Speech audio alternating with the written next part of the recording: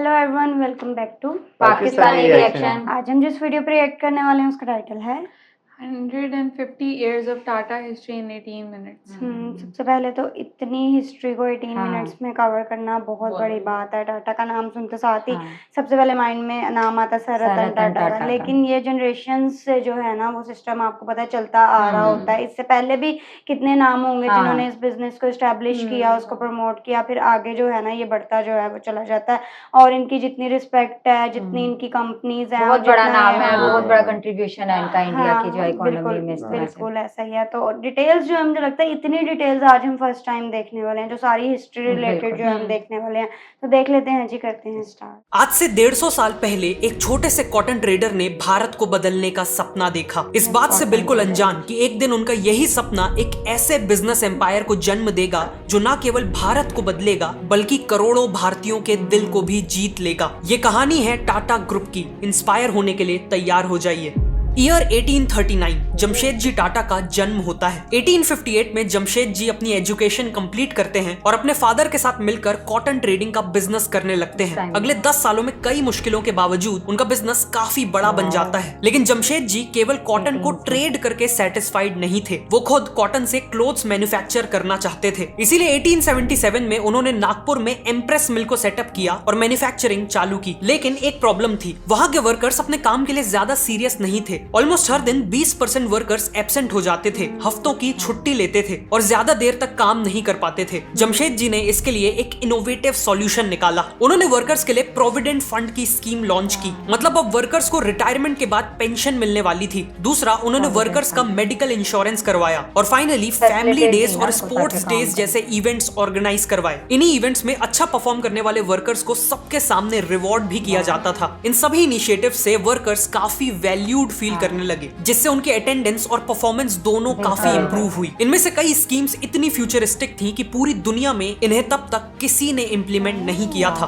1880s में जमशेद जी ने देखा कि इंडिया में इंडिपेंडेंस की डिमांड बढ़ती जा रही है। जमशेद जी का मानना था कि इंडिया को इंडिपेंडेंट होने के लिए और इंडिपेंडेंस को सस्टेन करने के लिए इकोनॉमिकली सेल्फ सफिशिएंट बनना पड़ेगा और सभी एसेंशियल प्रोडक्ट्स को इंडिया में ही बनाना होगा। इसीलिए उन्होंने अलग अलग एरियाज में और भी इंडियन बिजनेसेस बिल्ड करना चालू कर दिए। उन्होंने सबसे पहले पंचगनी के पहाड़ों में स्ट्रॉबेरी फार्मिंग की शुरुआत की, जिसका इम्पैक्ट ये हुआ कि आज भी पंचगनी स्ट्रॉबेरी फार्मिंग और जैम फैक्ट्रीज के लिए जाना जाता है। जमशेद जी ने यह भी ऑब्जर्व किया कि बेंगलोर और मैसूर का वेदर फ्रांस जैसा है, इसीलिए वो फ्रांस में ब्रीड किए जाने वाले सिल्क वॉर्म्स को इंडिया ले आए। उन्होंने बेंगलोर और मैसूर में जमीनें खरीदी, टाटा सिल्क फार्म ऑर्गेनाइजेशन की शुरुआत की और लोकल फार्मर से सिल्क वॉर्म ब्रीडिंग करवाई। उनके इसी इनिशिएटिव से इंडिया को मैसूर सिल्क और बेंगलोर मैसूर सिल्क साड़ी जैसे पॉपुलर प्रोडक्ट्स मिले। जमशेद जी अपने होम टाउन बॉम्बे को बहुत पसंद करते थे और जानते थे कि शहर की डेवलपमेंट के लिए वहां एक वर्ल्ड क्लास होटल होना बहुत जरूरी है। इसीलिए उन्होंने 1898 में द ताज महल होटल बनाना चालू कर दिया। उन्होंने पर्सनली कंस्ट्रक्शन और डिजाइन प्रोसेस में हिस्सा लिया। उनका विजन था कि होटल का हर रूम समुंदर को फेस करे और गेस्ट को ऐसा फील हो जैसे वो पानी में फ्लोट कर रहे हो। 1903 में होटल को पहली बार पब्लिक के लिए ओपन किया गया और ये पूरे बॉम्बे की पहली बिल्डिंग बनी जिसमें लाइट्स इलेक्ट्रिसिटी से जलती थी। जमशेद जी ने ऐसे और भी कई इनिशिएटिव्स लिए, लेकिन उनका सबसे इंपैक्टफुल इनिशिएटिव था स्टील का बिजनेस स्टार्ट करना। इंडिया में कंस्ट्रक्शन, रेलवेज और मैन्युफैक्चरिंग जैसी हर इंडस्ट्री को डेवलप करने के लिए स्टील की जरूरत थी। इसीलिए उनका सपना था इंडिया में ही एक स्टील प्लांट खोलना। उन्होंने अपनी लाइफ के 17 साल इंडिया में जगह जगह हाई क्वालिटी आयरन ओर ढूंढने में लगा दिए, क्योंकि स्टील बनाने के लिए आयरन सबसे इंपॉर्टेंट रॉ मटेरियल होता है। लेकिन सैडली जमशेद जी को लगातार फेलियर्स का सामना करना पड़ा। फिर अल्टीमेटली 1899 में उन्हें बंगाल प्रोविंस में रिच आयरन ओर रिजर्व्स मिल गए, जिसके बाद उन्होंने तुरंत आयरन ओर माइनिंग और एक स्टील प्लांट सेटअप करना स्टार्ट कर दिया। लेकिन अनफॉर्चुनेटली जमशेद जी खुद अपनी आंखों से इंडिया में स्टील बनते नहीं देख पाए,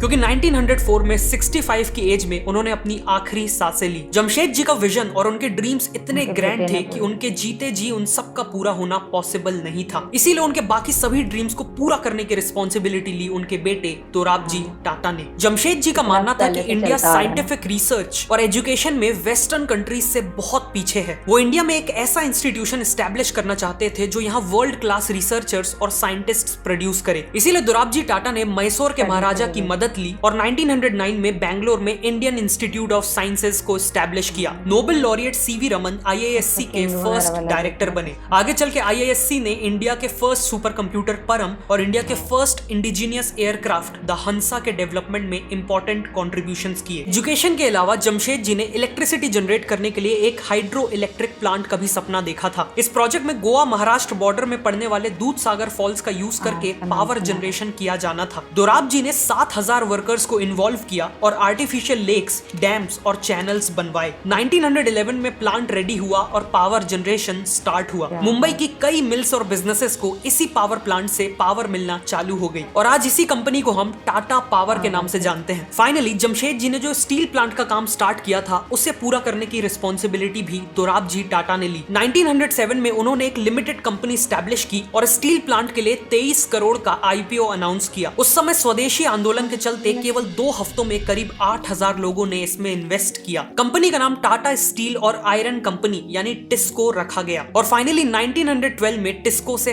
पहला स्टील प्रोड्यूस होकर निकला। इसके 2 साल बाद ही 1914 में वर्ल्ड वॉर 1 चालू हो गई और ब्रिटेन की स्टील डिमांड एकदम से शॉर्ट अप हो गई। उन्हें टैंक्स, ट्रक्स, रेलवे इन सब के लिए स्टील चाहिए था। टिस्को के प्लांट ने दिन रात काम किया और इस डिमांड को पूरा किया। वॉर के खत्म होने के बाद उस समय के वाइसरॉय ने टिस्को के कंट्रीब्यूशन को एक्नॉलेज किया और जिस टाउन में टिस्को का प्लांट था उस टाउन का नाम जमशेद जी के नाम के ऊपर जमशेदपुर रख दिया और रेलवे स्टेशन का नाम टाटा नगर रख दिया। दोराब जी की लीडरशिप में टाटा ग्रुप का बिजनेस कई गुना बढ़ चुका था। 1932 में दोराब जी टाटा की डेथ हो गई और जाने से पहले उन्होंने टाटा ग्रुप को steel, power, consumer products, banking और इंश्योरेंस जैसे बिजनेसेस में डाइवर्सिफाई कर दिया था। दोराब जी टाटा के बाद 1938 में टाटा ग्रुप के चेयरमैन बने फैमिली के एक young member JRD Tata. JRD Tata ने 1925 में ही बिजनेस ज्वाइन कर लिया था और टिस्को के प्लांट में काम सीख रहे थे। वो हमेशा से एविएशन में काफी इंटरेस्टेड थे, इसीलिए 1932 में उन्होंने टाटा एविएशन सर्विसेज की शुरुआत की। ये एयरलाइन पैसेंजर्स और कार्गो ट्रांसपोर्ट सर्विसेज प्रोवाइड करने वाली इंडिया की पहली एयरलाइन बनी। इसकी पहली फ्लाइट खुद JRD टाटा ने उड़ाई थी, जिसके बाद वो इंडिया के फर्स्ट एवर कमर्शियल पायलट बन गए थे। चेयरमैन बनने के बाद JRD टाटा ने देखा कि इंडिया को सोडा ऐश और कॉस्टिक सोडा जैसे एसेंशियल केमिकल्स बाहर से इंपोर्ट करने पड़ते हैं। ये ऐसे केमिकल्स थे जो ग्लास, टेक्सटाइल्स, सोप्स और डिटर्जेंट जैसे एसेंशियल प्रोडक्ट्स बनाने के लिए काफी इंपॉर्टेंट थे। वो चाहते थे कि इन केमिकल्स को इंडिया में ही प्रोड्यूस किया जाए। इसीलिए 1939 में उन्होंने गुजरात के मीठापुर टाउन में एक केमिकल प्लांट बिल्ड किया और ऐसे ही शुरुआत हुई टाटा केमिकल्स की। वही टाटा केमिकल्स जो आज टाटा सॉल्ट को भी मैन्युफैक्चर करता है। केमिकल्स बिजनेस अच्छा चलने लगा, लेकिन JRD का ड्रीम अभी भी एयरलाइन बिजनेस को ग्रो करने का था। वर्ल्ड वॉर 2 के दौरान ब्रिटिश गवर्नमेंट ने सभी प्लेन्स को सीज कर लिया, जिस कारण टाटा एविएशन सर्विसेज रातों रात बंद हो गई। लेकिन जैसे ही वॉर खत्म हुई वैसे ही JRD ने वापस एयरलाइन बिजनेस में एंट्री करने का फैसला किया और इस तरह 1946 में शुरुआत हुई एयर इंडिया की। एयर इंडिया की क्रू को उनकी वार्म और अटेंटिव सर्विसेज के लिए जाना जाता था। उनकी फ्लाइट का फूड, क्लीनलीनेस और इन फ्लाइट एंटरटेनमेंट सब कुछ टॉप क्लास था। इवन इनका मैस्कॉट एक महाराजा था जो एयरलाइन की इंडियन हॉस्पिटैलिटी और रॉयल स्टैंडर्ड्स को दर्शाता था। साथ ही साथ एयर इंडिया हमेशा टाइम शेड्यूल के हिसाब से चलती थी। इन सब के कारण न केवल इंडिया में बल्कि इंटरनेशनली भी एयर इंडिया को one of the best airline के तौर पे जाना जाता था। एयर इंडिया को JRD अपने चाइल्ड की तरह ग्रो कर रहे थे, लेकिन फिर कुछ ऐसा हुआ जिसने इसी एयर इंडिया को उनसे एक झटके में छीन लिया। इंडिपेंडेंस के बाद इंडियन गवर्नमेंट ने सोशलिस्ट इकोनॉमिक मॉडल को अपनाया था, जिसका मानना था कि देश की इंपॉर्टेंट इंडस्ट्रीज जैसे ट्रांसपोर्टेशन गवर्नमेंट के कंट्रोल में होनी चाहिए, ताकि ये इंडस्ट्रीज प्रॉफिट से ज्यादा पब्लिक की सर्विस पे फोकस करें। और इसीलिए 1953 में एयर इंडिया को नेशनलाइज यानी गवर्नमेंट के कंट्रोल में ले लिया गया। नेशनलाइजेशन के बाद एयर इंडिया का एक ट्रैजिक डिक्लाइन चालू हो गया। सर्विस, पंक्चुअलिटी और सेफ्टी नेगेटिवली इंपैक्ट हुई, जिससे अल्टीमेटली एयर इंडिया ने अपना एक वर्ल्ड क्लास एयरलाइन का स्टेटस खो दिया।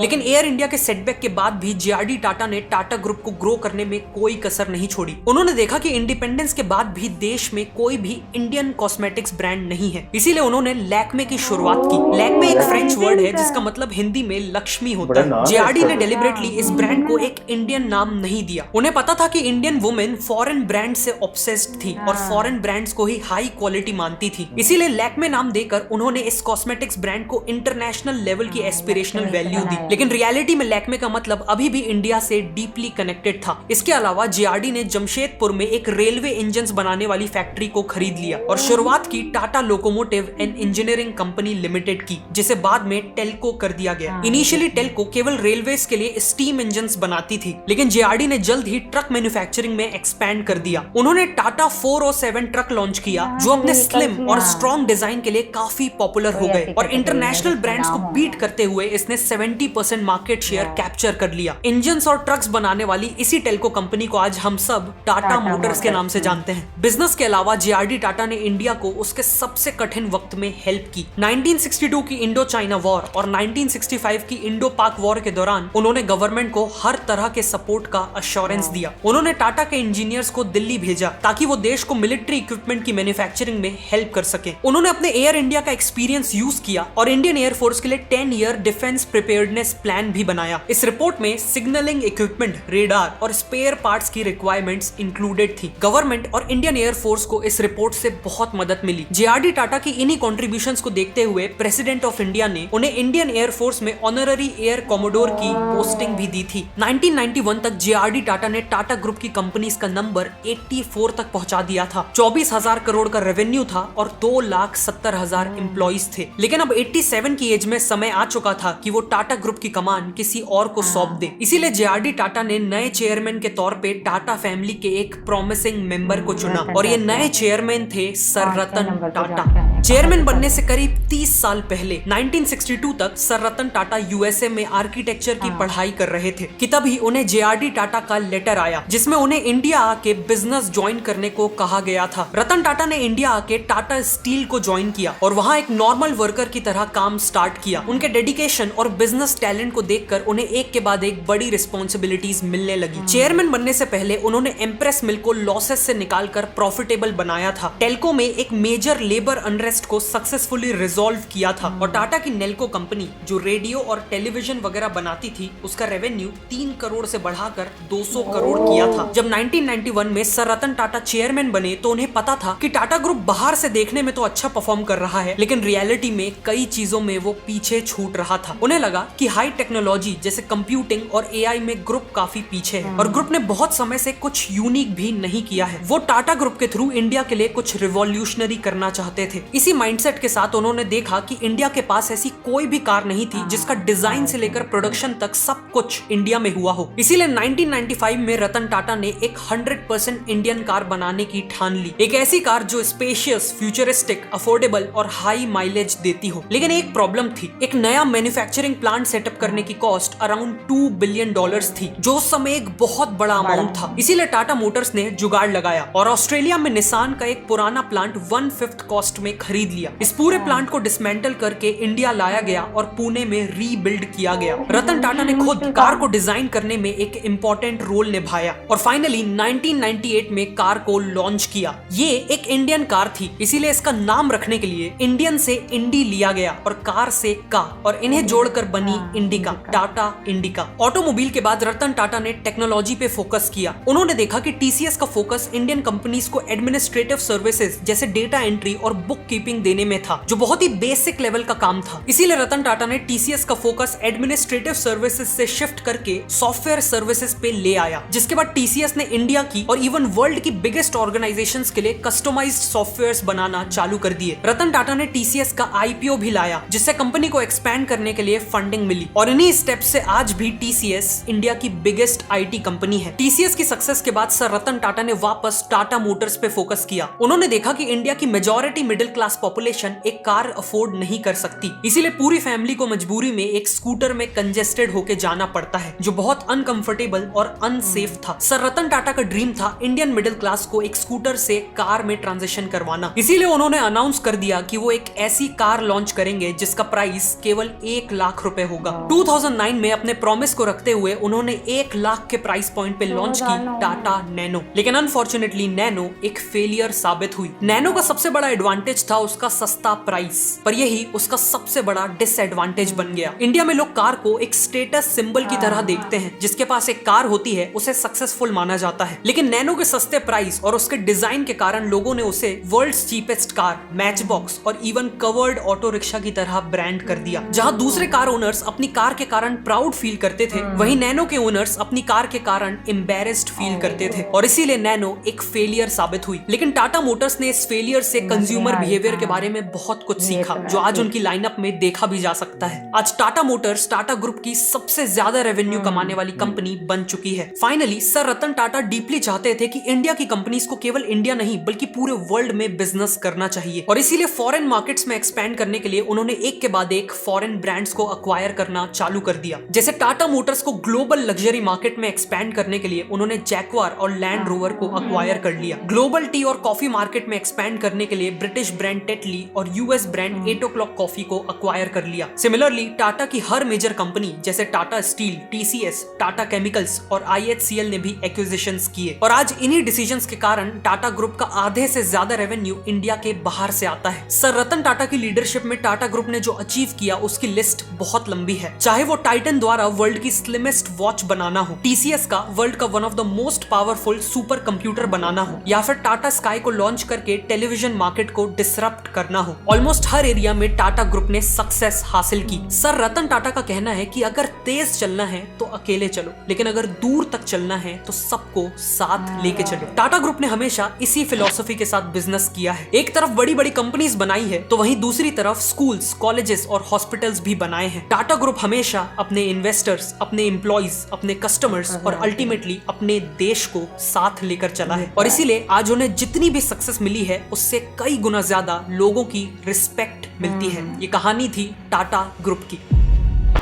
150 साल से चल रहा है, कहाँ से कहाँ से कहाँ से, और आज देखें कौन सा लेवल है। मतलब मैं देख रही थी कोई ऐसी चीज नहीं है, कोई ऐसी कैटेगरी नहीं है जिसमें उनका जो है वो इनिशिएट ना हुआ। हर फील्ड हर कैटेगरी फील्ड मेकअप का आज मैंने फर्स्ट टाइम सुना था।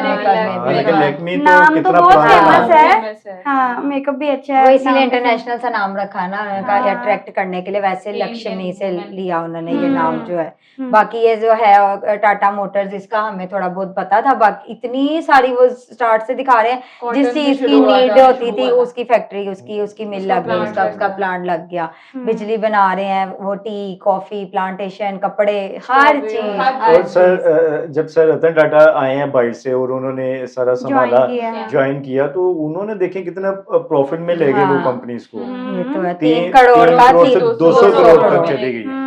आहिस्ता आहिस्ता फिर उनकी रिस्पॉन्सिबिलिटीज और बढ़ती गई। बिल्कुल, हमने जितने भी मतलब ये लीड करते हुए लीडर्स ही कह लें, हमने उनको देखा ना, उन्होंने सब ने अपने टेन्योर में जो है ज्यादा से ज्यादा अच्छा पॉजिटिव काम किया। कंपनी को ग्रो करने की पूरी जो है ना वो कोशिश, मतलब ब्रिटिश दौर से, वो बादशाहों के दौर से चलता आ रहा है वो सारा जो सिस्टम था। बिल्कुल, और उस टाइम पे इतनी बड़ी इन्वेस्टमेंट, वो अमाउंट जो वो बता रहे हैं, जाहिर है बहुत ज्यादा है। और हमने तो इसको बहुत इजी वे में देख लिया ना, लेकिन रियल में कितनी स्ट्रगल्स रही होंगी, कितनी जगह जो है वो नाकाम भी हुए होंगे, लेकिन उन्होंने कभी भी जो है वो हिम्मत नहीं हारी, सीखा उन्होंने। हाँ बिल्कुल, क्योंकि जब वो इंडिका कार से रिलेटेड हमने एक प्रॉपर वीडियो देखी थी कि उसमें उनको कितनी दफा जो है फेलियर का सामना करना पड़ा था। और लेकिन इधर हमने छोटे से मतलब उसमें देख लिया ना, इलेबोरेट उन्होंने फटाफट जो है वो कर दिया। सारी कैटेगरी एक में थी ना, वो जस्ट हमने कार्स की देखिए सबके पीछे 150 साल है। 150 साल। और मैं कहती हूँ कि एक ऐसी फैमिली जो इंडिया को सर्व कर रही है यार, इतना टैलेंट है, सब कुछ मतलब एक के बाद बारे में सब ऐसी ही सोच रखते हैं, तभी तो वो अपने मतलब कंट्री के साथ इतने सिंसियर हैं, इतने इवन गवर्नमेंट की मदद कर रहे हैं। मतलब कि आप और अपने सारे जो है ना वर्कर्स, उनको भी साथ लेकर चल रहे हैं। उनको जिस तरह मतलब कि अट्रैक्ट कर सकते हैं, जितना ज्यादा फैसिलिटेट कर सकते हैं, वो सारी चीजें प्रोवाइड कर रहे हैं। से काम लेना, ये और तरह से मतलब उस तरह का माहौल और फैसिलिटीज वगैरह उनको प्रोवाइड करते हैं, वो काम करने पे मजबूर हो रहे हैं। दूसरा वर्ल्ड वॉर तक में जो है उन्होंने बताया कि किस तरह से उन्होंने सर्व किया, किस तरह से वेपन्स, टैंक्स, हर चीज बनाई उसकी। हाँ बिल्कुल, बहुत जबरदस्त वीडियो थी। आई होप सो आप लोगों को रिएक्शन पसंद आया तो जल्दी से चैनल को सब्सक्राइब कर दे। मिलते हैं नेक्स्ट वीडियो में।